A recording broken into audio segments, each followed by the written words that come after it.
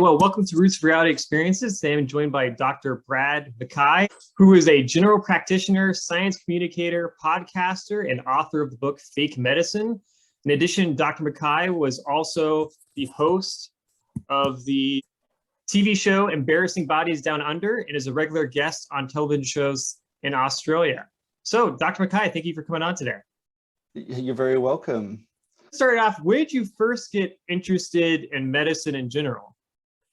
I grew up in New Zealand, and my two older sisters became nurses and then became midwives. And so around my kitchen dinner table, we were always talking about medical stuff and gross things that were happening to them as they were going through their nursing school.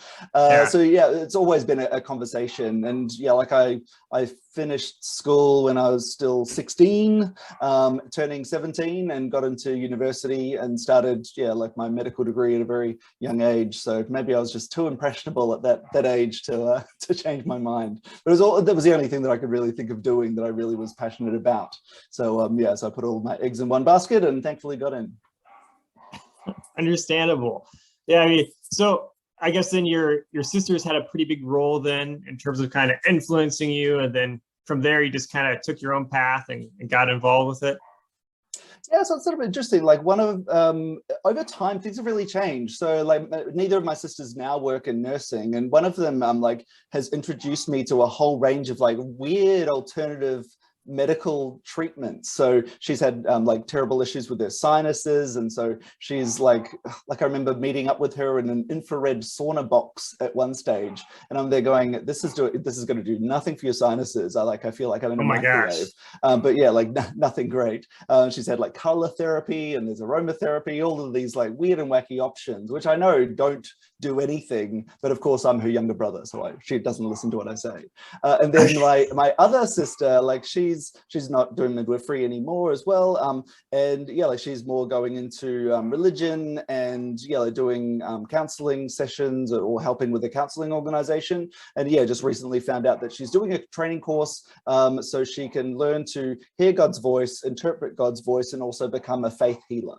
So there are a few issues that are going on there. So it's really interesting seeing my family of origin sort of being involved with the church from an early stage, going into science and treating patients, and now really going through the other end and into more alternative, whether it's just wacky, kooky stuff, or if it's more of a religious theme. It's a weird cycle that has happened for my siblings.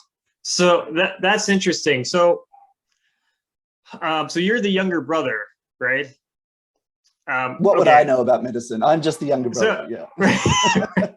But okay, I mean that's really interesting though, because it sounds like, I mean, there's in your family there's clearly interest in medicine that's been around for, I guess, a while, with your siblings both being in nursing. But then there's kind of this also attachment where the alternative medicine comes in. There's some interest with that in your family as well, and that's kind of morphed you into this person who's a general practitioner, a doctor, but also has a keen research interest in kind of debunking sort of pseudo medicine. It sounds like a lot of that comes from your family upbringing and who you're involved with. That's really interesting. Well, I ended up getting involved with skepticism many years ago, and the whole sort of skeptical movement, and started going out with my partner, who's now my fiance, and at the time he was going, what is this skeptical movement? What the hell is this? Isn't it just common sense? And over time, he's sort of realized that for people like myself who have been involved with religion and have really sort of strange backgrounds, it's often it's like a support group where you're going along and going, am I the crazy person, or am I following science and this is okay? And so it's a good feedback mechanism where you can feel like you're being gaslit by your family members or by your church. And so you can actually ground yourself in science and people who are critically thinking, and it's often we just sort of gloss over alternative medicine and don't think much about it. But it is helpful to have that support network that you can go, this sounds a bit weird. Can we talk about this from a critical perspective? Definitely. No, that makes a lot of sense, because I feel like when you're raised in environments that, you know, whether it's religious environments or just someone that's where the worldview is very limited to one point of view, I think people usually either go one or two ways. They either will just become absorbed by that and go along with it, or they might branch off and be a little rebellious about it. It's like, you know, it just kind of depends, I guess, on the person, their experiences. But it's really interesting to see how that can have a huge impact on a person in multiple ways. So yeah, like you can sort of go in either direction. So there are some people who may be diagnosed with cancer, and then they may sort of like go more into alternative therapies and try all sorts of supplements. yeah, But yeah, like vastly, we find that if people do go into that area and change their diet and do everything else, but don't see their oncologist and don't have chemotherapy, that they don't tend to do very well. So right. we know that from lots of studies looking in that area. And then on the other side of things, like I do a lot of work with HIV patients, and yeah, like that's like a lot of my bread and butter at the clinic. And we've sort of gone through a phase where if people weren't relying on modern medicine, if they weren't relying on their antivirals over time, then yeah, like they're not around anymore. We've had a whole generation of people who have died from alternative treatments because they weren't sort of like taking the latest drugs and really getting on board early with science and with medicine. So it's, yeah, there's this weird sort of filtering mechanism that can go through with patient populations. Yeah, no, that makes total sense. I mean, it's pretty sad because, you know, it's so easy for people to be misled for various reasons. There's so much conflicting information that can be spread, especially today with the internet, et cetera. But unfortunately, you know, pseudomedicine has been a problem that's been, you know, around for thousands of years. And it's something that it's constantly people are trying to combat to a certain extent. When did you first get interested in pseudomedicine, or let's say, when did you first get concerned about pseudomedicine? And you just started to think like, you know what, I should probably get involved with this. This is not right. Or, you know, how'd that come about? Yeah, so when I was like going through medical school, like I had 6 years of medical school at university, and then over time you're just taught science. You're taught what is real, and you don't really focus on other things that are out there. So there's no education about acupuncture, for example, during medical school. If that may blow some people's minds, but yeah, we're not really taught about it. And so you then go into the hospital system, and you're doing all sorts of like really fancy cutting edge stuff, like the cutting edge of treatment for your patients. And then what happens is if you're going into general practice or family medicine, you then leave the hospital, you leave the mothership, and you go into like all of the satellite clinics that are around the world or around Australia. And so when you're sitting one-on-one with patients, then you end up like having them tell you what they're doing, where they may not have told you that when they were coming in as a patient in hospital and in crisis. And often if they're not incredibly sick, they may be participating in diets or supplements or other weird and wonderful treatments. Like it's only once you sort of like dig in a little bit that you'll find out what they're doing. So that was really what sparked my interest with it originally, just finding like just talking completely different languages with my patients about what was going to be working for them and what they needed. So yeah, like even today, like I'm still having patients saying, oh yes, like I'm interested in the keto diet. So like I think I'm trying to lose lots of weight, and like keto diet, I've heard that it's really good. What do you think about it? I've been buying these keto pills online. So it's like pills of fatty acids that I can take to help me with my keto diet.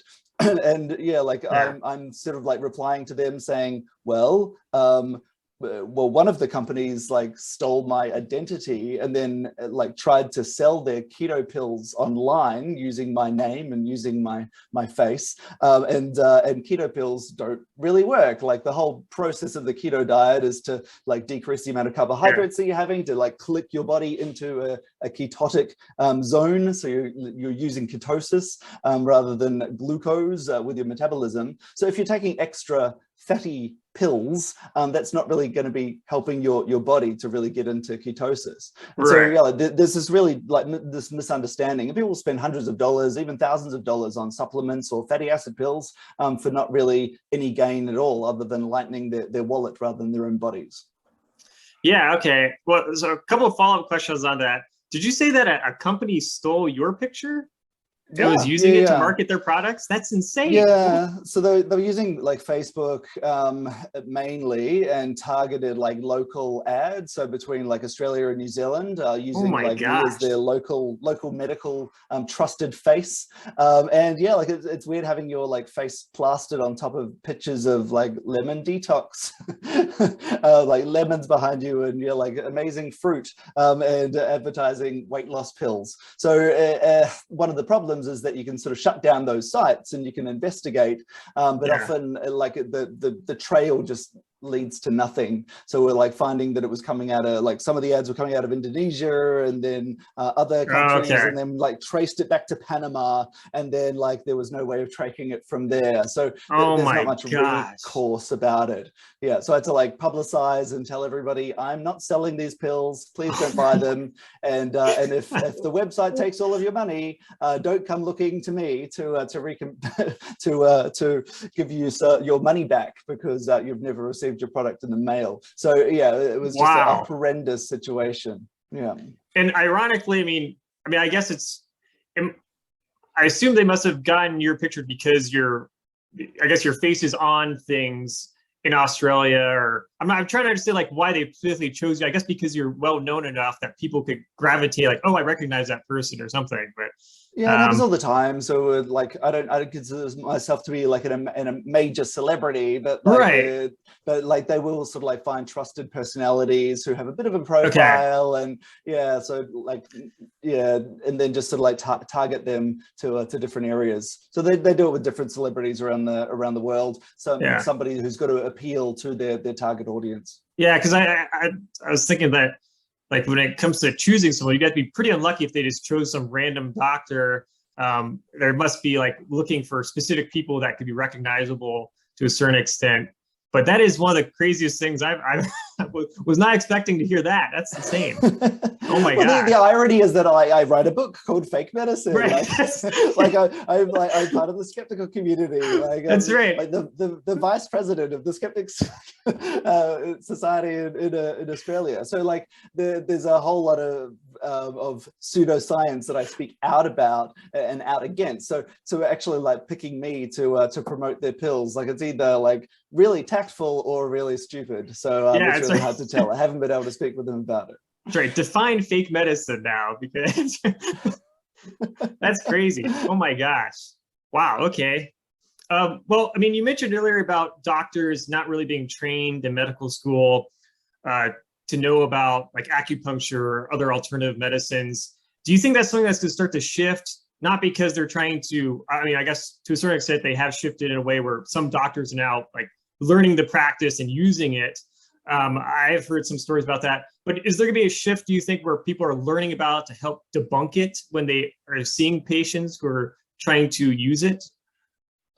Yeah, well, I suppose the vast majority of doctors sort of like know a little bit about like what's going on behind the scenes. They may not have studied alternative medicines or complementary medicines all that much, but they kind of just gloss over it with their patients. So if somebody does mention like a lemon detox diet or thyroid extract tablets, and they sort of go, oh, that's a bit weird. Like let's just go with what I'm giving you. And so they tend to ignore it. And I think that's a problem with patients, because they want to have that discussion. They're wanting to talk about what they are taking at home and what is in their cupboard and what they've seen at the pharmacy. But we sort of like just tend to switch off. And often we don't have enough time to sort of go, well, that's not a real thing, and go into all the reasons why that is the case, and show them information about it. So we do have that tendency to gloss over it. So I think in one hand, we are getting a lot of messages out there, and I think with my book, it's sort of a lot of my colleagues are reading it and sort of like being a bit more aware of what our patients are taking and what they're doing. But then you've also got like a small amount of the population of doctors and health professionals who are really drilling drilling down into that area. So we've seen historically, we've gone from like alternative medicine into like complementary medicine, where it's like, well, it's not alternative, we're going to use a complementary medicine. Oh boy, so yeah. you can still have your chemotherapy, but we'll also give you vitamin C infusions. And so then it's also going into like rebranding again, is what we're seeing these days, which is integrative medicine, where it's not just complementing your chemotherapy. We want to integrate our pills that have no evidence behind them into what you're doing in modern medicine as well. And so there's a lot of training for integrative practitioners these days who sort of like, yeah, dip their toe into both areas. So both into a scientific world and also into this alternative medicine world, and then try to integrate that for their patients. And I think on one hand, it's really good because it keeps patients engaged. It keeps patients like going to their practitioner. We know that they're going to be getting good medical care because that's going to be the backbone of what their doctor's doing. But then on the other side, they've also got a lot of vitamins that they're selling. There are a lot of clinics that have, they're trying to upsell all the time to have like intravenous infusions or vitamins, minerals, supplements to supplement their other income that's there. And so there is a bit of a bias that goes on if you're like also selling the products that you're recommending for your patients. Yeah, I think that's something that's always dangerous when you're providing a service but also selling stuff with the service. Then it becomes, where it can be kind of corrupted by money a bit. And I guess that's one of the dangers. But I think, in lots of states in the US, for example, there are state governments that will have boards that like kind of evaluate like naturopaths in the state or some other alternative medicines to a certain extent. And part of me, when hearing about that stuff, part of me is concerned that like, oh, does this give it extra recognition it shouldn't be getting, extra coverage, making it look legitimate? But the other side of the coin, I suppose, someone regulating it can make it safer for people that are just, really wanting to try it and are going to try it, whether you have a board or not. So I guess it's for societies today with the internet, especially pumping in lots of information about all these sort of scientific based medical treatments. I guess the balance is going to be, how do you, keep your hand on the problem while at the same time not promoting it as a actual effective cure.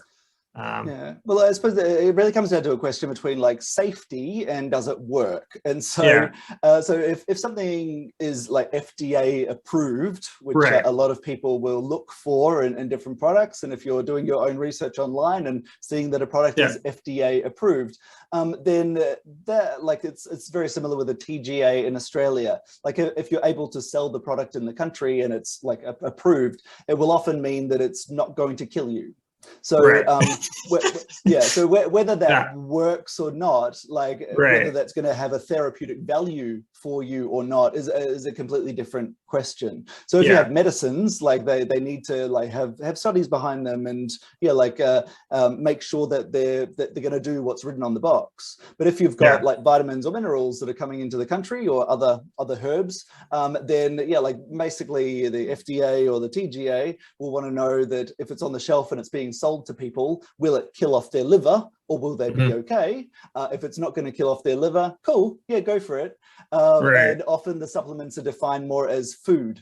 So they don't go under that pharmaceutical realm, under that umbrella. They're more, like listed as a food supplement. And so you can get away with a little bit more. So it's like selling lettuce in your pharmacy. It doesn't really need to be good for your arthritis. It can just be lettuce. That's okay. So very different questions. I think people will get confused about it. So they think that if it's approved, it'll work. Right. It will do what their naturopath is telling them, but that's not often the case. Yeah, I mean that's the interesting thing about labeling in general, is just that there's other factors at play. And I guess sometimes they even have labels that will say like, oh, like it's been approved, but it depends for like specific treatments or something like that. You have to even do the research on it to understand exactly what it's been approved for. Because I know like there's been stuff with like hair loss medication where it's been approved for specific areas of your head or something like that. But technically it's not approved for other areas of your head, just that one specific area. And so like there's little wording and stuff, because I guess when you're doing these studies, you have to, I guess, put a lot of work to get stuff approved for different medical treatments to a certain extent. You'd know more than I. What's the best way to understand the labeling situation? It is really difficult. So I think if there's a therapeutic claim, so if they're saying this is for like male patterned hair loss, then that's very specific, and it's going to work for that. And if you're using it for the areas of your head that are starting to bald because of your male hormones, then that's going to be helpful. But if you've got alopecia somewhere else on your body, it's an entirely different disease process, so it's not going to be working for you there. And sometimes the therapeutic claims, I suppose you can look at them and see that they're really vague.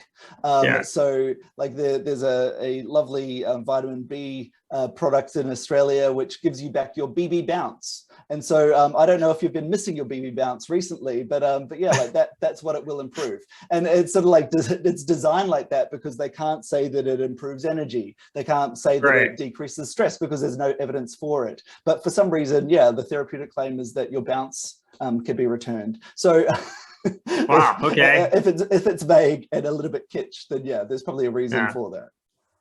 Yeah, it sounds like they almost need to tighten the screws a little bit on what gets approval then. I can see the meeting of scientists saying, can we approve this for BB bouncing? I'm not sure. Yeah, that's a crazy world, I guess, when it comes to approving drugs. Now, there's so many different, pseudoscientific medical practices out there. But given your experience, what would you say are like the most popular ones? Like if you had a name, like, oh, these are like the big three or something, what would you say? It's a really good question. I think, I suppose like the biggest sort of issue is really the supplement industry. So that's like we've got billions of dollars being spent in Australia every year. It's very similar in the US as well, and it's increasing like all the time. Like I remember researching this a few years ago, and it's like $3 billion every year is spent, and now we're up to about sort of like $5 to $6 billion of Australians' money being spent on supplements in the supplement industry at this point of time. So if you're walking into any pharmacy, you'll have all of your drugs sort of like hidden behind the counter, and then you'll just have like aisles and aisles and aisles of products that you can get. So we need to have the availability of vitamins, for example. If somebody does have a vitamin deficiency that's diagnosed, then we do want like cheap available vitamins there. But for the vast majority of people who have a normal diet, they're really not going to be getting benefit from topping up their vitamins. It's sort of like a therapeutic window. If your vitamins are at that level, you're going to do fine. If you're sort of like topping it up and having superhuman doses of vitamins, you're not going to get any benefit from it, and potentially could be causing problems with your health if you're sort of like overdosing on those vitamins. So that's probably like the biggest thing that I see across the board. Like fish oil is a major industry. Originally we were told that fish oil was going to be fantastic for everybody's arthritis, and we were told, just one capsule a day will be great. Then we were told, no, that probably doesn't do anything. Your patient needs to have 9 capsules every day of fish oil, like it would often cause like diarrhea and abdominal upset, but and people thought that their arthritis might be a little bit better. But then as we've looked into the science a little bit more, our recommendations have changed, and we don't really find that fish oil in itself is very good for most people's osteoarthritis. So we're still looking for that magical cure for osteoarthritis. Not many products are great for that, and it's sort of like it keeps on moving the goalposts. What we find now is that even though there haven't been many major studies sort of like suggestive that fish oil is great for much at all, it's still being able to be sold. With people are used to taking it, they're in a routine, they have their tablets in the morning, and fish oil is one of them. And we don't sort of like take it off the counter or warn people about it as time goes on. It's just part of their daily routine. Yeah, it seems like there's never-ending stream of new supplements coming out that claim to provide health miracles, but it doesn't seem to work. So most of the time. Well, that's one of the dangers as well. Like in Australia, we have like more than 10,000 new products that come out every year. And there's a bit of a knee-jerk reaction to it. So they're able to be sold on over the counter initially, but then the TGA, our Therapeutic Goods Administration, will only take effect and deal with the product if there's been a complaint about it. So that's if somebody has had an adverse reaction from it, or if there's like labeling, so if it's having a therapeutic claim that can't be substantiated, then they will look at it. So yeah, like, and then again, even if they sort of like stop somebody from being able to sell that product, most of the pharmacies or most of the health food shops will still be able to sell that product until it's off their shelves. They don't sort of recall products unless there's like a major problem. Something happens, yeah. Okay, yeah. Interesting. Now, what about like the vitamin industry? Do vitamins have any benefits at all, or does the vitamin industry mostly just kind of give you vitamins that don't really do anything? So yeah, so like there's this weird sort of like thought process that you should just take vitamins as insurance. So like I've talked with many of my friends who are like have the most healthy diets in the world, and then they'll also have additional vitamins just in case. And I think there's that insurance policy that that the vitamin companies are very happy for people to be thinking about. So yeah, like when we're looking at it, like a lot of the studies will sort of say, oh well, yes, for people who take vitamins, then they may live longer. That's for example. The question is whether it's the vitamins that are making them live longer, or if they're really pedantic about their diet and they're just wanting to do everything about their health, and they're exercising and they've got lots of money, and they're able to have additional care. Is it more of a socioeconomic point of view that they're going to be living longer, and not actually the vitamins that they're taking? So like the studies really don't show that if you're topping up on vitamins all the time that you're going to be getting any more benefit from that. Yeah, like some clinics will still give vitamin C infusions, which was sort of debunked in the 70s or something, like a long time ago. And like high dose vitamin C hasn't really been proven to prevent cancer or treat cancer or do anything very good for your body at all. You sort of get to a saturation point, and anything more than that, your body will just piss out. Your kidneys will deal with it and get rid of it.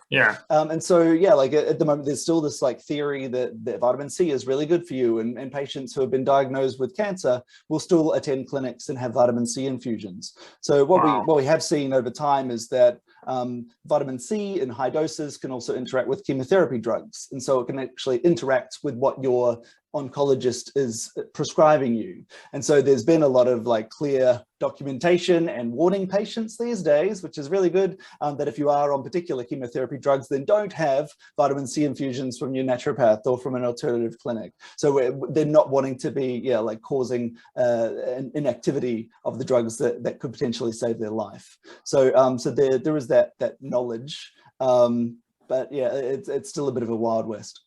Yeah, so if someone isn't particularly good at getting their daily nutritional value that they should be getting, does a vitamin have any benefit in that situation, or is it just not really doing anything because your body might not be able to absorb whatever's in it very well because it's not food? Or what's the situation with that? Well, your body will still absorb the vitamins. And so like, for example, if you've got a vitamin deficiency, or if you're pregnant, you're really needing folic acid, there are a few sort of like conditions where your gut just doesn't absorb vitamins very well. And so for some people, we can get away with having high dose tablets. For some people, they need injections of vitamins to make sure that their body's working effectively. But these are like diagnosed conditions where we can like look at a blood test and go, no, that's low, we need to top it up. And so we know that people get benefit from that. But for the average person who's having like a variety of vegetables each day, and like has a varied diet, they're going to be getting enough nutrition, they're going to be getting enough vitamins for for their daily needs. Right. There are weird quirks where people only eat potatoes for the whole year. And so like those sort of diets are a little bit odd. And yeah, they probably need a few different nutritional supplements for that. But yeah, the vast majority of people get it. Okay, so if I understand, if you eat only potatoes, you need to take some vitamins probably. You probably need a variety of vitamins. Get the daily one-a-day vitamins. Man cannot survive on potatoes alone. Okay, one-a-day vitamins for potato eaters only. Okay, got it. All right. So just to clarify that, yeah. I don't know if some people might listen, that might be their thing, but yeah. There are some stories of people who have only eaten potatoes. I think one guy, like potatoes have some vitamin C in them, but there have been some discussions where patients have developed scurvy. So what pirates used to get from not having any citrus fruit in their diet previously. So just from sticking to potatoes long term. So yeah. Oh my gosh. Weird and wonderful things. Yeah, that's pretty strange. Now, what about different sort of alternative medical treatments that are being prescribed to people? What would you say is some of the most popular ones that you hear about being prescribed? Not necessarily even by a doctor, but just in general in society. Where are people using instead of, a science-based treatment?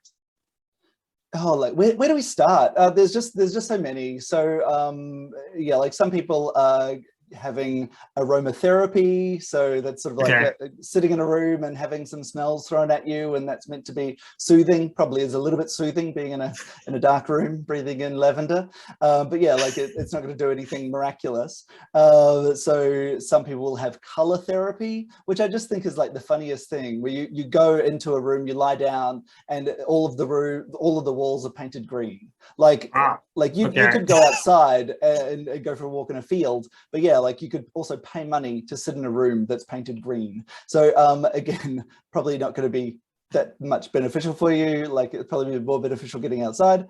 But yeah, like, so acupuncture is one of the sort of controversial things. So a lot of doctors will even do acupuncture, but when we have a look at it, so like a look at the studies and use like sham needles versus actual needles. So what I mean by that is like you've got a needle that looks as though it's penetrating your skin.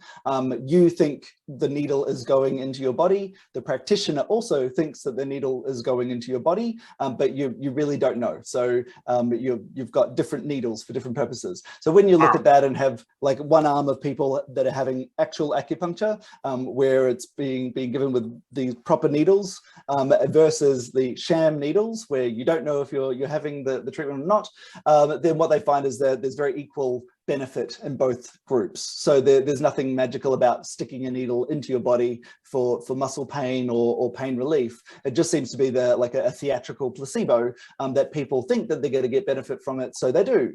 And pain is one of those sort of like very subjective terms that yeah, like you can interpret things. Your brain will interpret things. It'll wind up or wind down, and so yeah, that there can be that placebo benefit that you can get. But yeah, there's nothing magical about the needles going in. A lot of people who are administering the needles can't really agree on which points are the actual acupuncture points. So they've done studies where they sort of like look at the meridian lines and yeah, like and get the right points along your limb and put it in there versus like just a few centimeters away, and they get very similar results between patients. So even like it doesn't really matter where you put the needles. It doesn't have to be on these like magical meridian lines that don't exist in anatomy, that people say in Chinese medicine are really the bee's knees of acupuncture treatment. Yeah, it seems like acupuncture has just become more and more popular over time, because now you even see it in like vet clinics where they're giving it to people's pets. And it just seems like it's just slowly started to get, become more and more mainstream. It's pretty disturbing to see.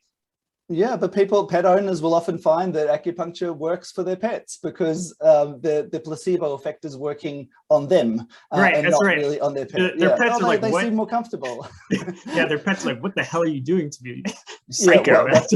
What have you done to me? I'll be good. Don't torture me again. That's right. Yeah. That's right.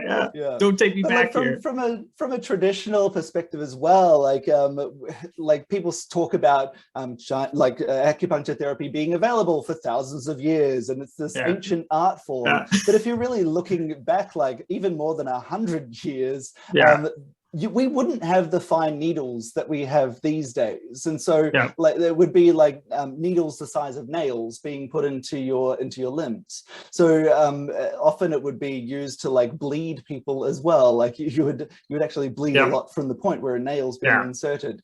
So yeah, like the fine fine delicate needles going in that you can hardly feel. Yeah, that's really a like modern manufactured needles that are present, and nothing about an ancient art form. But this is all more about marketing and a bit of a magic trick. Yeah, I mean, people seem to be sort of obsessed with this idea of sort of ancient wisdom. But I mean, even if you go back in ancient history, a lot of these medical practices that might have existed were being debunked even by people living in those times as well, that, thought like, this doesn't work. Why are people doing it? So it's kind of funny because people just assume that, oh, everyone was doing it back then, when there's still plenty of skeptical people about medical practices that we know for sure don't work today. So yeah, and this is one of the things about like pseudomedicine and pseudoscience, is that they just sort of keep on being reinvented all the time. Yeah. So we see it coming back in different forms. So like another type of pseudoscience is applied kinesiology. I don't know if you know much about that. I've heard of it, but you'd have to tell me what exactly it is. Yeah. Yeah, so really, really odd. One of my friends turned to me recently and said, oh yeah, I found out that I'm allergic to like dairy and grasses. And I was like, oh, did you see an allergist or did you see a gastroenterologist? Because they're quite different things. Right. And she said, oh no, I went and saw my applied kinesiologist. And so how they diagnosed her with allergies was to get her to move her arm away from her body. And then they got her to hold a container containing milk. And then asked her to move her arm away from her body. And then they said, oh, you're a little bit weaker holding milk in your hand, so you must be allergic to it. And it did the same thing with a whole lot of other chemicals.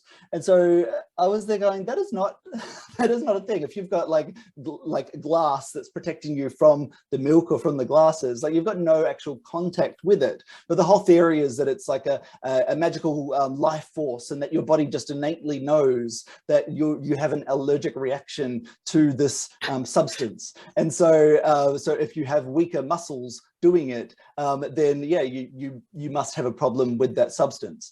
And so you can, if you're told what's in the canister, then you can also have like an idiomotor effect, where you sort of like just will normally or naturally or subconsciously change the ability for your muscles to move. If you think that you have a problem with dairy, yeah, like you'll subconsciously change the way that your muscles go. But also from the practitioner's point of view, like it's really subjective. If they're putting like 2 fingers against your arm and then going push, and then putting their 2 fingers against your arm somewhere else and saying push, like you can say, oh yeah, you're weaker in one of those actions. So really, really subjective.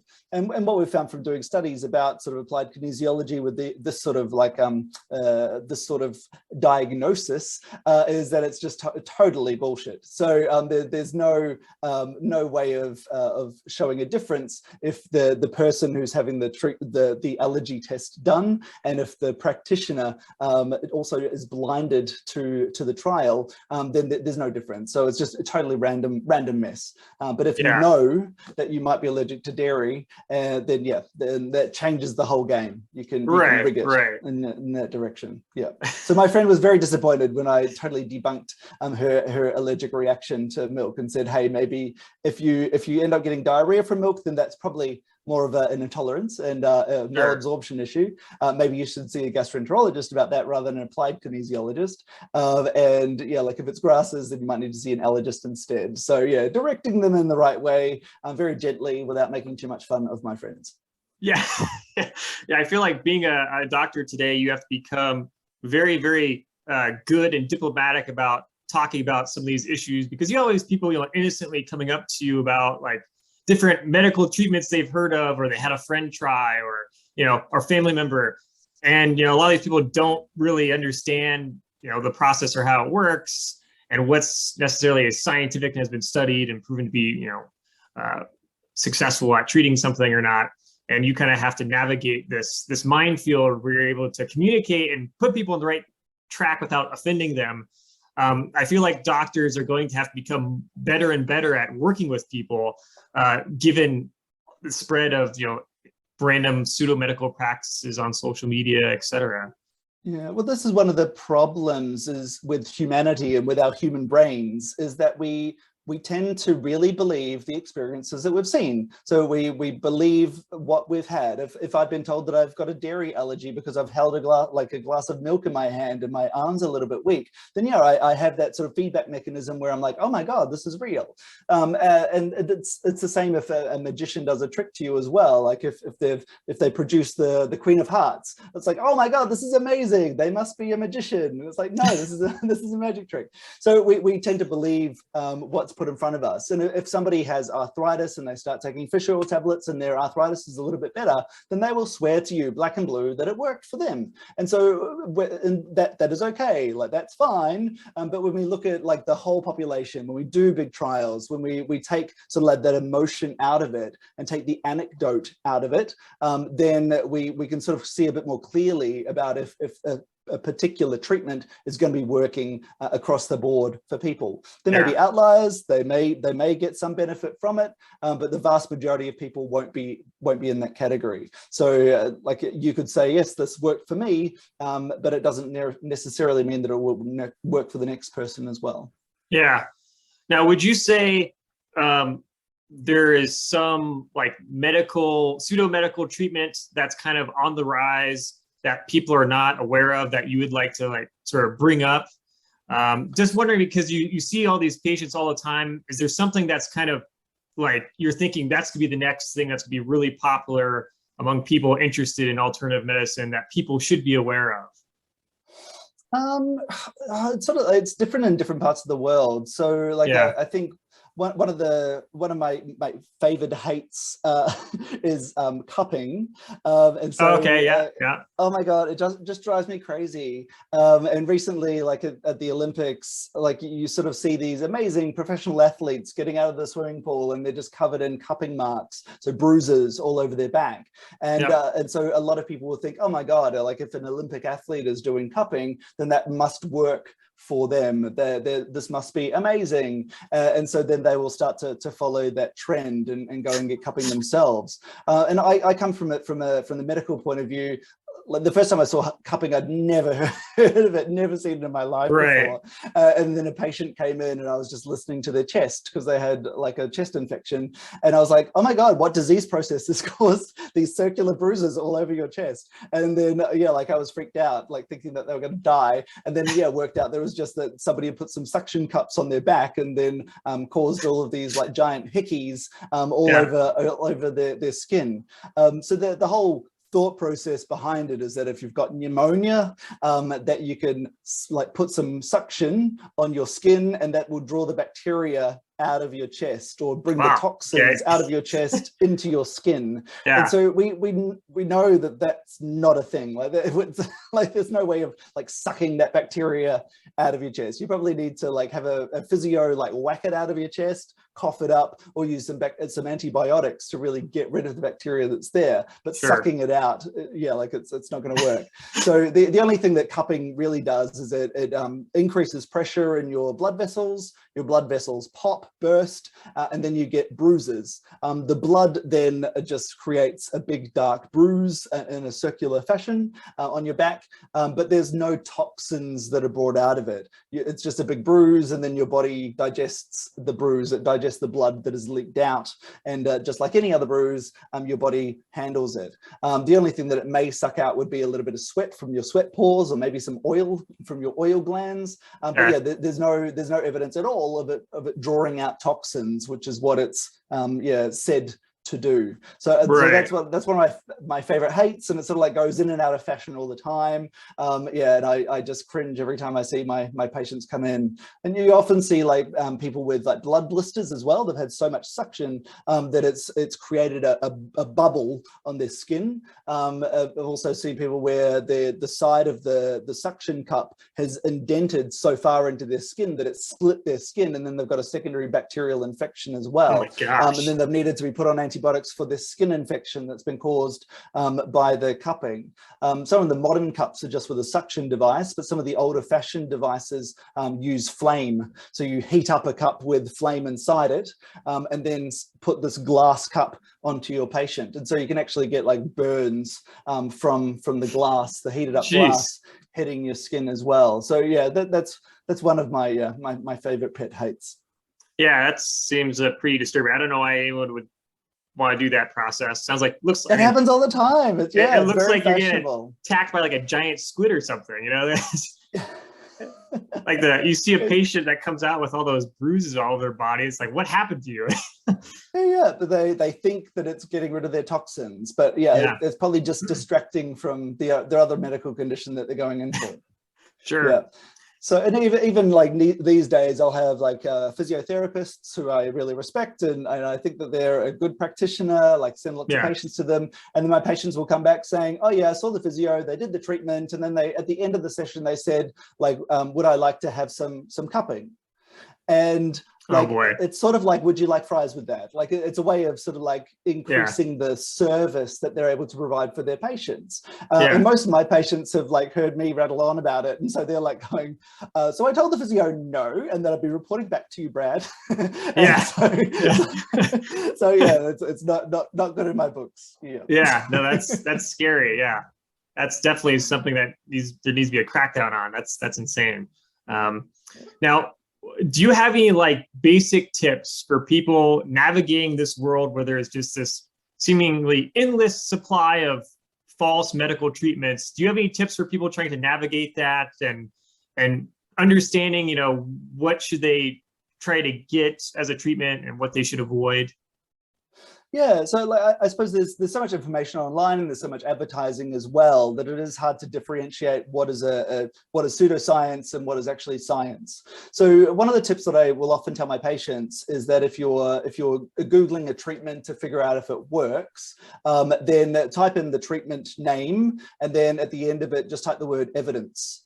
And so it's a really good way of bringing up like studies or conversations that are being had about whether that treatment works or not.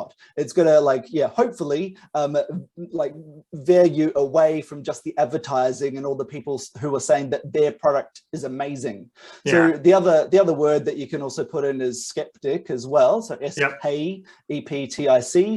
That's another brilliant way, because there are a lot of people like myself who are trying to like debunk things and looking at it. And there are a lot of conversations that are happening in the skeptical community, which may give you another side to the conversation. And I think that's really important to balance things up. So that's another sort of like Google search tip.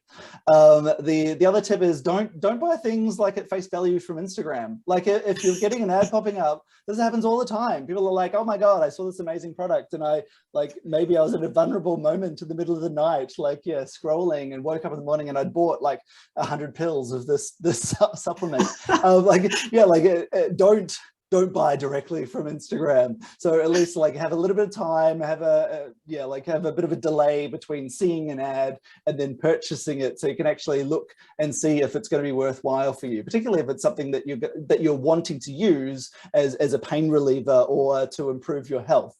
Just have a bit of a delay. Don't have that knee-jerk reaction. So spontaneous purchases never work well. It's just like being hungry and going to the supermarket. You come back with all sorts of different things. So just being careful when you're buying those products.